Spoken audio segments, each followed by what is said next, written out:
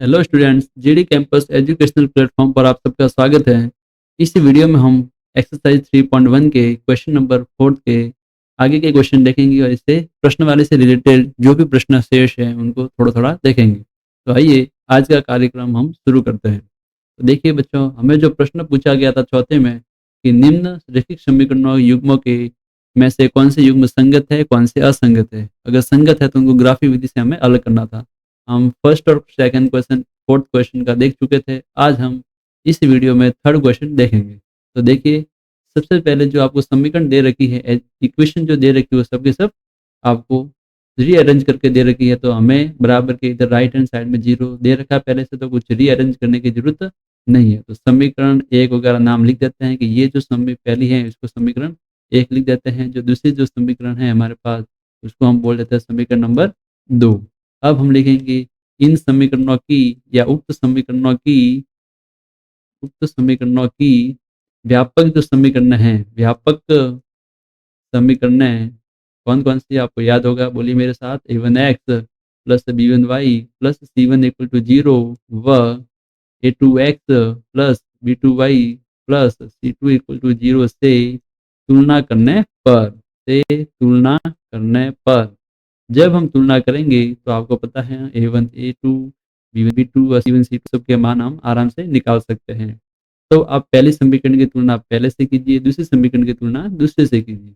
तो देखिए करते हैं पहले समीकरण की तुलना। तो आपको x के पास में देखिए यहाँ पर 2 लिखा हुआ है, जबकि हम यहाँ पर व्यापक रूप में x के पास में a1 लिखा हुआ है, यानी कि a1 का मान क्या हो गया बच्चों, 2 हो गया। इसी प्रकार आगे देखिए b1 का मान हो गया बच्चों 1। आप बोलोगे सर इधर तो 1 नहीं लिखा है, तो 1 छुपा हुआ होता है। 1 आप किसी भी चर के गुणांक में 1 मान सकते हैं, कोई भी संख्या नहीं है। तो b1 का मान हो गया 1 और c1 का मान क्या हो गया बच्चों, माइनस का 6। इसी प्रकार a2 का मान, ये a2 b2 और c2 का मान दूसरे समीकरण का तुलना करें आपस में, तो देखिए हमें क्या मिलेगा। a2 बराबर मिला 4, b2 बराबर हमें मिला -2 और c2 बराबर मिला माइनस का 4।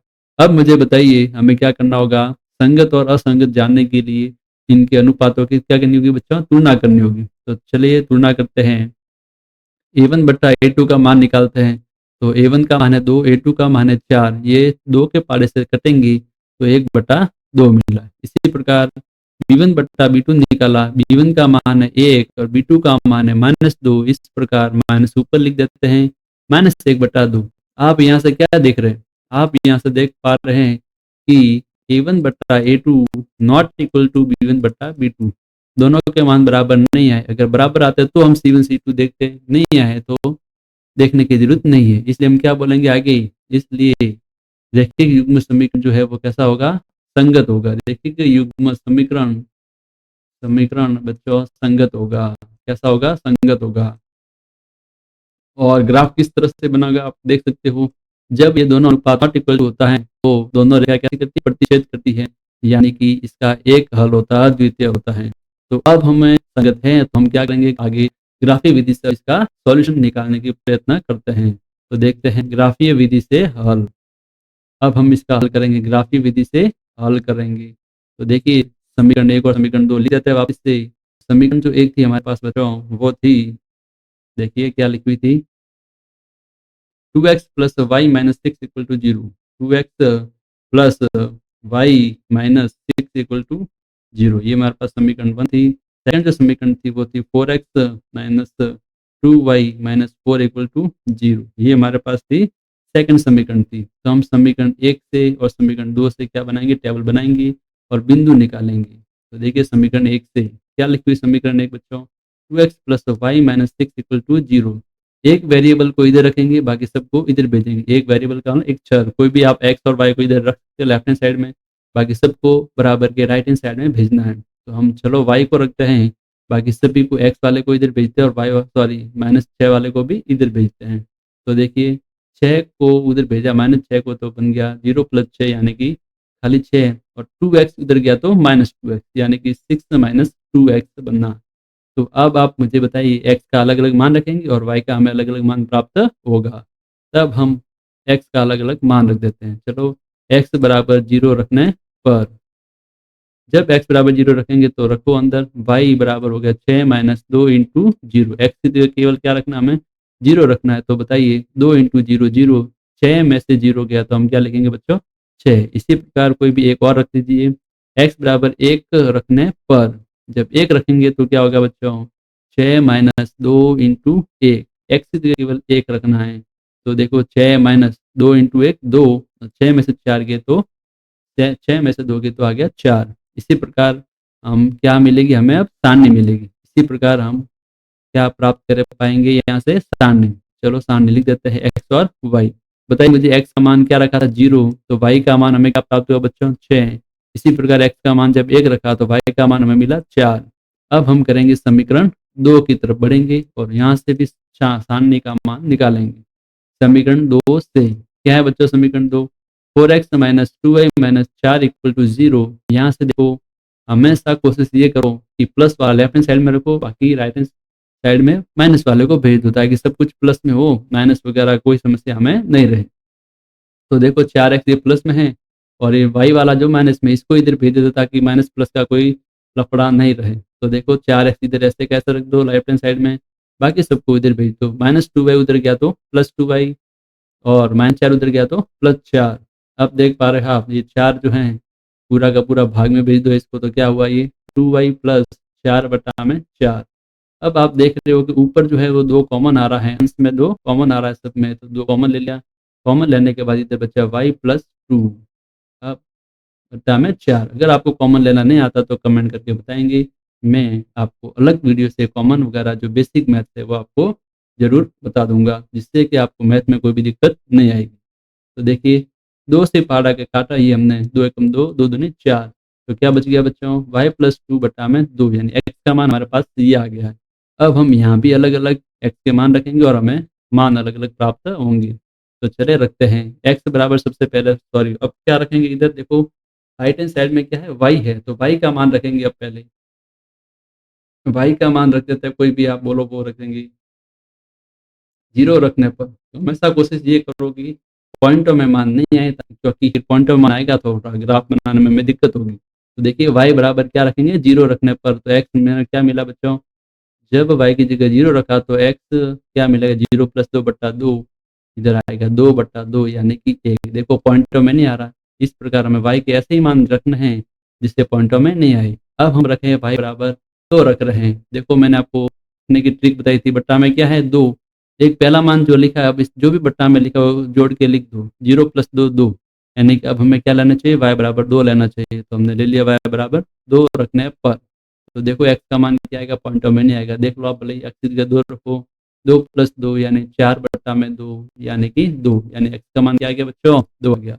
फिर से देखो पॉइंटों में नहीं आया। इस प्रकार हमें यहाँ से कौन सी सारणी मिली बच्चों, देखिए x और y। अब थोड़ा यहाँ पर थोड़ा ध्यान रखेंगे, हमने जैसा मान लिखा है वैसे कैसा रखना है। देखो सबसे पहले आप ध्यान से देखो, हमने लिखा था y बराबर 0 रखने पर, यानी y का मान अब क्या है बच्चों 0। अब हम x का मान क्या मिला यहाँ पर 1 मिला, ये थोड़ा सा आप ध्यान रखेंगे बाकी सारणी आपकी गलत बनेगी।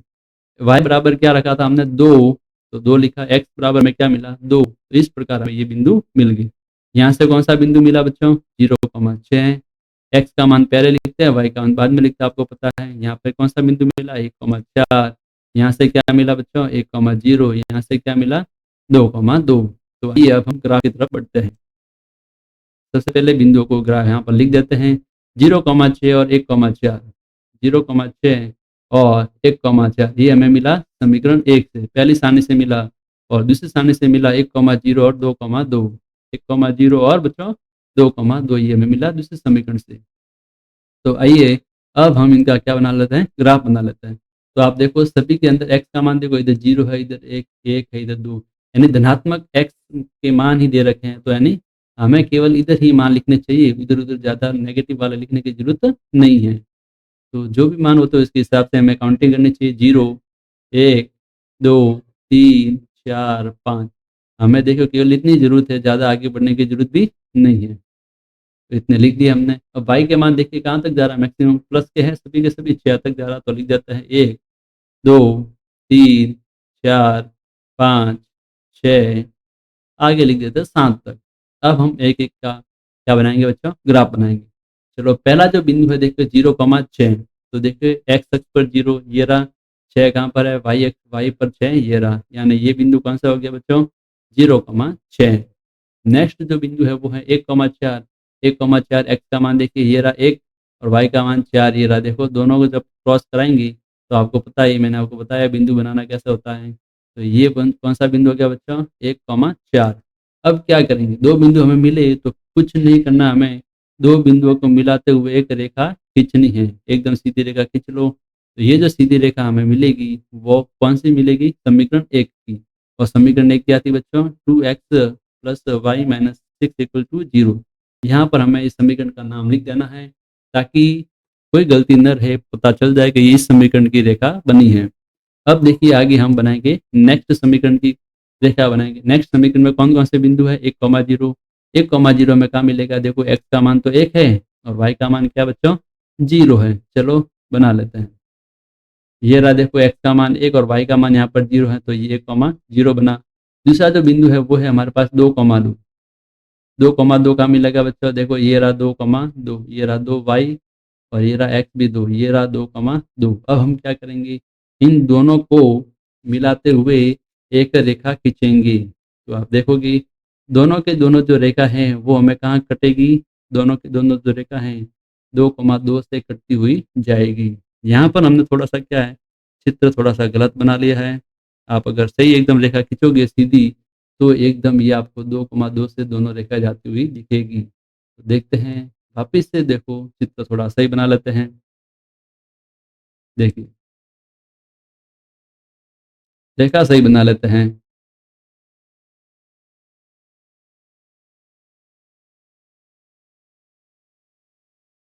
देख पा रहे हैं आप, एकदम अब रेखा जो है सीधी बनी है। आप इसके से बनाओगे तो एकदम ये दोनों रेखा यहाँ पर कटेगी 2,2 पर। तो देखिए दोनों रेखा कहाँ कट रही बच्चों, 2,2 पर। अब हम लिखेंगे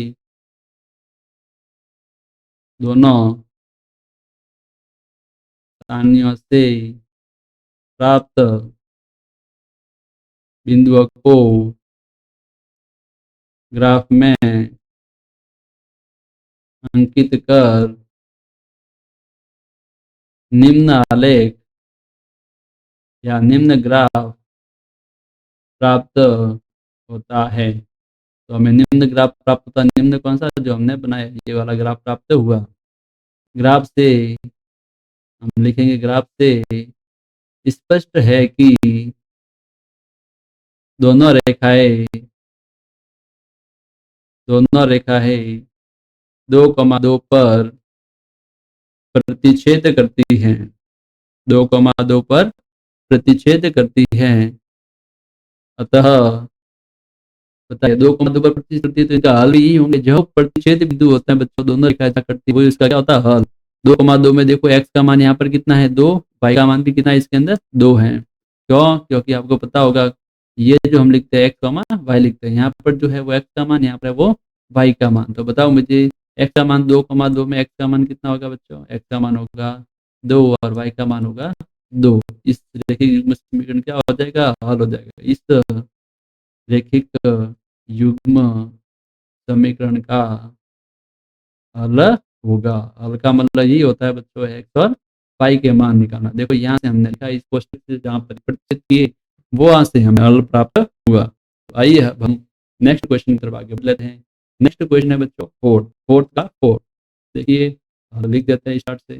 बराबर में पहले से आपको राइट हैंड साइड में 0 दे रखा है, यहाँ भी बराबर में 0 दे रखा है, तो कोई टेंशन नहीं है, पहले से ये रीअरेंज करके लिखे हुए हैं। तो समीकरण 1 और 2 नाम लिख देते हैं।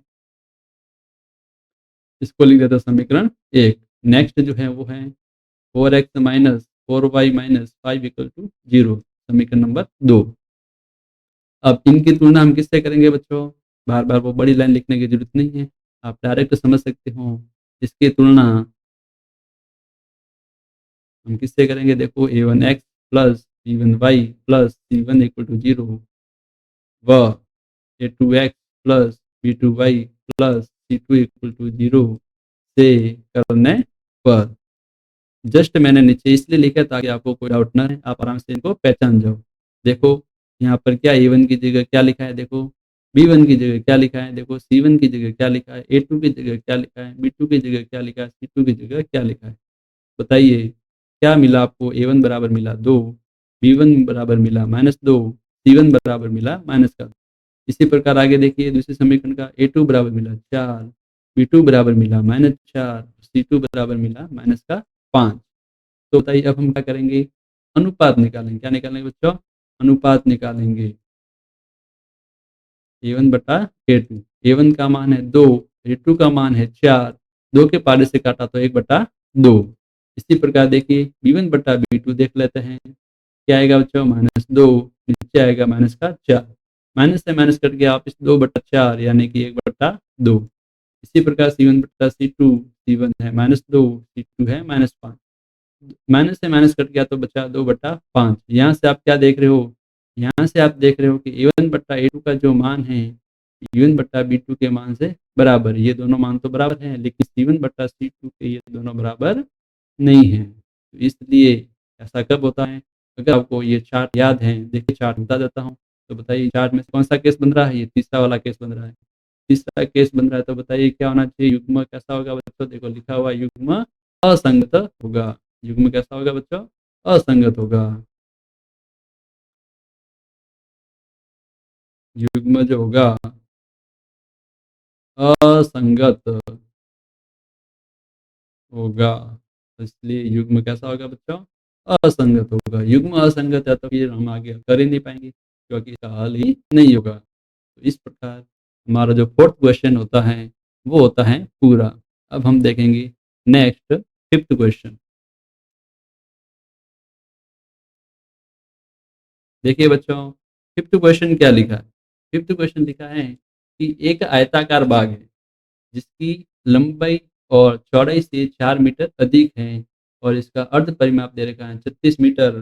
तो बाग की भीमाएं ज्ञात कीजिए। भीमाओं का मतलब होता है इनकी जो भुजा होती है, जो भी इसके किनारे होते हैं, उनकी लंबाई और चौड़ाई, उनकी माप ज्ञात करना। भीमा का मतलब यही होता है। भीमा का मतलब आयत में कौन कौन सी होती है? एक तो लंबाई होती है, एक चौड़ाई होती है। मतलब इनके माप ज्ञात करना है कि इन लंबाई कितनी आएगी और चौड़ाई कितनी आएगी। तो देखिए चलिए हम शुरू करते हैं। अब याद रखना कि बाग है जो आयताकार है। तो देखिए बाग जो दे रखा है पहले लिख देते हैं। बाग की लंबाई है चौड़ाई से 4 मीटर अधिक है। अधिक है, कम है, तो सबसे पहले हमें क्या करना होगा बच्चों? मानना होगा। तो चलो पहले हम मान ही लेते हैं। क्या क्या दे रखा है वो मान लेते हैं। तो लिख देते हैं माना बाग की जो लंबाई है वो है बच्चों x मीटर। आप x मानो, y मानो, कुछ भी मानो, आपका आंसर सही आएगा। तथा चौड़ाई जो है बच्चों वो है y मीटर। चौड़ाई हमने मानी y मीटर। अब देखिए प्रश्न के अनुसार, प्रश्न में क्या दे रखा है उसके अनुसार लिख देते हैं।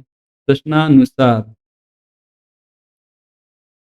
लंबाई जो है वो चौड़ाई से 4 मीटर अधिक है। इस लाइन से क्या निकलते हैं बताओ? लंबाई हमने क्या मानी थी? x, और चौड़ाई हमने क्या मानी है? y। लंबाई जो है चौड़ाई से 4 मीटर अधिक है।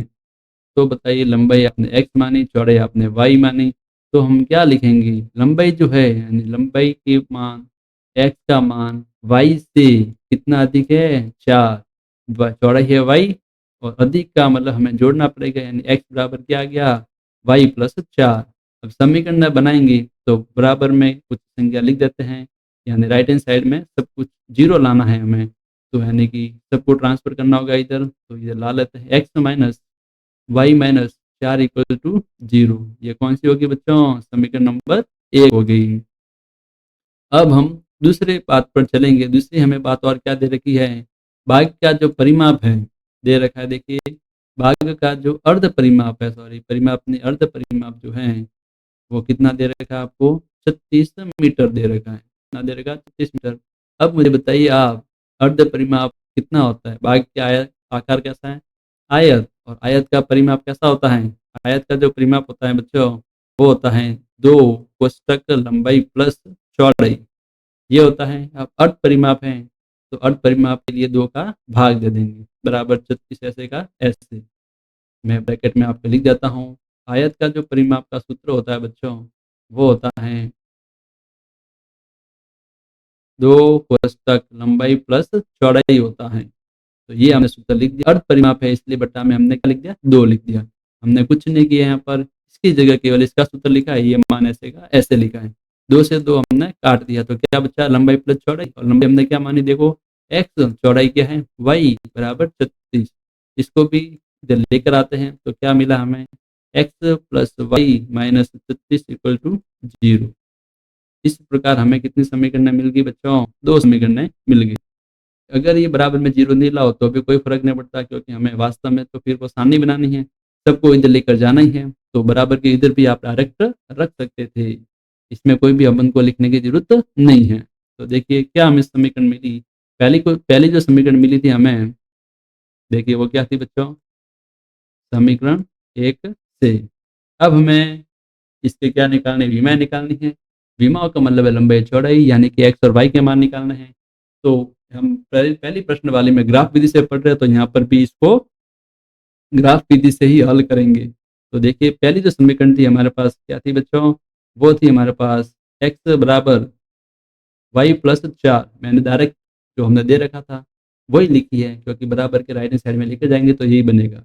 इसी प्रकार आगे समीकरण 2 से, वो हमें क्या दे रखी थी देखिए, एक्स प्लस वाई बराबर 36, यही थी बच्चों। ठीक है, ये हमने लिख दी। रखते हैं अब एक्स का मान प्राप्त करने के लिए हम वाई का मान रखते हैं। वाई बराबर सबसे पहले हमने रखा 0, तो वाई बराबर 0 रखना है पर। वाई बराबर 0 रखेंगे तो क्या मिलेगा, देखो एक्स बराबर 0 प्लस 4 यानी कि 4। अब हम रखेंगे वाई बराबर, कुछ भी रख दीजिए आप, 6 रख दीजिए, तो वाई बराबर 6 रखने पर हमें क्या मिलेगा, देखो एक्स बराबर मिला 6 प्लस 4 बराबर 10। आप कुछ भी मान रख सकते हैं, वाई बराबर 6 रखो, वाई बराबर 2 रखो, कुछ भी रखो, ग्राफ हमें बनाना है। बस इतना ध्यान रखें कि हमें मुश्किल नहीं हो, इस तरह से पॉइंट रखने हैं। अब हम देखिए यहाँ पर बच्चों, यहाँ पर हमने क्या किया था, सबसे पहले इसका पक्षांतर किया था और हमने इसको इधर लेकर आए, तो हमें x का मान ये मिला। तो देखिए y बराबर हम रखेंगे, एक बार 0 रख देते हैं, y बराबर 0 रखने पर, तो देखिए x का मान क्या मिला, 36 माइनस 0 यानी कि 36 मिला। देखो बहुत बड़ी संख्या की 36। चलो के बाद हम रख देते हैं बच्चों y बराबर 16। इससे बड़ी संख्या रखता ताकि हमें ग्राफ बनाने में थोड़ा आसानी रहे, x का मान थोड़ा कम आ जाए। तो x बराबर क्या होगा, देखो 36 माइनस 16, तो 36 में से 16 गए तो यहाँ पर क्या बचेंगे बच्चों 20। इस प्रकार हमें ये दोनों मान मिल गया। अब हम क्या बना लेते हैं, सारणी बना लेते हैं। चलो पहले समीकरण से सारणी बना लेते हैं फटाफट, x और y के मान। x देखो y का मान यहाँ पर 0 रखा तो x का मान हमें 4 मिला, y का मान 6 रखा तो x का मान 10 मिला। इसी प्रकार दूसरे समीकरण से सारणी बना लेते हैं फटाफट। तो देखिए y का मान 6 मिला रखा तो x का मान 30 मिला, y का मान जब 16 रखा तो x का मान 20 मिला। तो अब हमें यहाँ से क्या मिल गए बच्चों, पॉइंट मिल गए। यहाँ से पहले पॉइंट क्या मिले 4,0, यहाँ से मिले 10,6, यहाँ से मिले 30,6, यहाँ से मिले 20,16। तो एक एक को हम लिख देते हैं।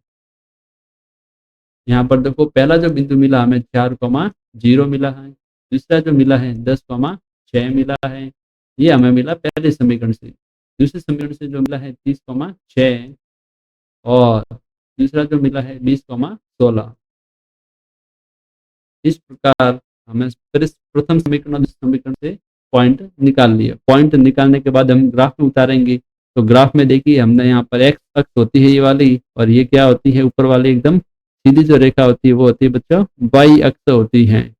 ये नीचे वाली उधर क्षैतिज रेखा है वो एक्स अक्ष है, उधर वाला रेखा है वो वाई अक्ष है।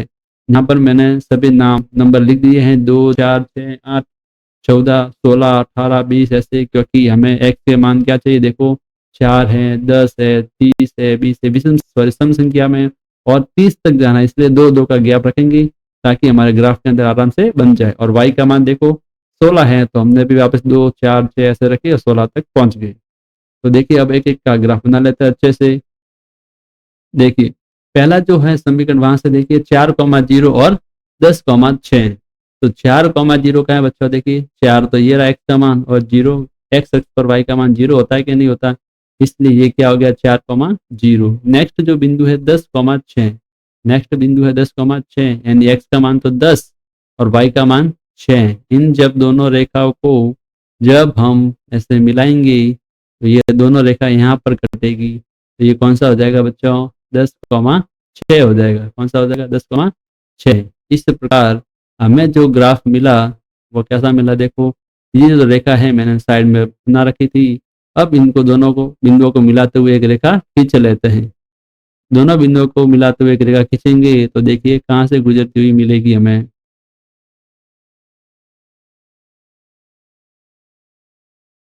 देखिए ये हमने रेखा खींच ली। तो समीकरण एक की थी तो इसलिए समीकरण एक को हम लिख देते हैं यहाँ पर।